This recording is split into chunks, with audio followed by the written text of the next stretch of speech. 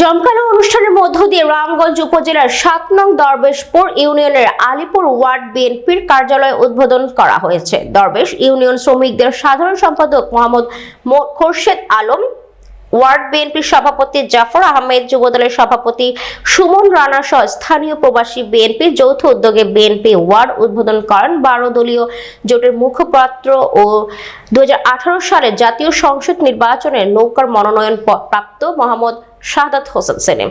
Office উদ্বোধন অনুষ্ঠানে union বিএনপির নেতা ও মোহাম্মদ ফয়েজ আহমেদ পাটোয়ারির সভাপতিত্বে আলোচনা সভায় প্রধান অতিথি হিসেবে বক্তব্য রাখেন ১২ দলীয় জোটের মুখপাত্র শাহাদাত হোসেন সেলিম।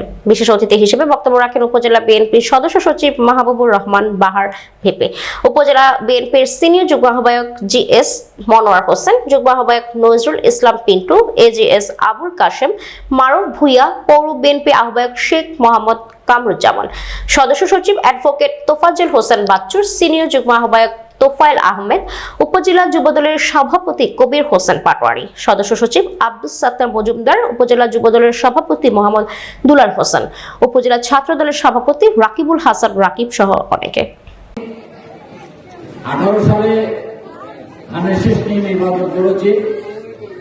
আমার রাজনৈতিক জীবন শুরু অনেকটা বিএনপির হাত ধরে। বাংলাদেশ জাতীয়তাবাদী দল, বাংলাদেশ জাতীয়তাবাদী ছাত্র দল, এগুলোর মাধ্যমে আমার রাজনৈতিক জীবন।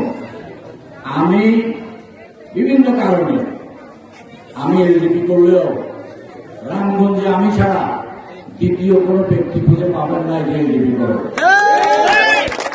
আমার বড় ব্যক্তি এলডিপি করে না, আমার ড্রাইভার এলডিপি করে না, সবাই বিএনপি, আমি নিজেও বিএনপি। রাজনৈতিক কারণে বিভিন্নভাবে আমি হয়তো আপনার 12 দলকে প্রতিনিধিত্ব করছি। যেমন আগামী রোববার এই যে সংবিধান সংশোধন কমিটির সাথে আমাদের আলোচনা হবে।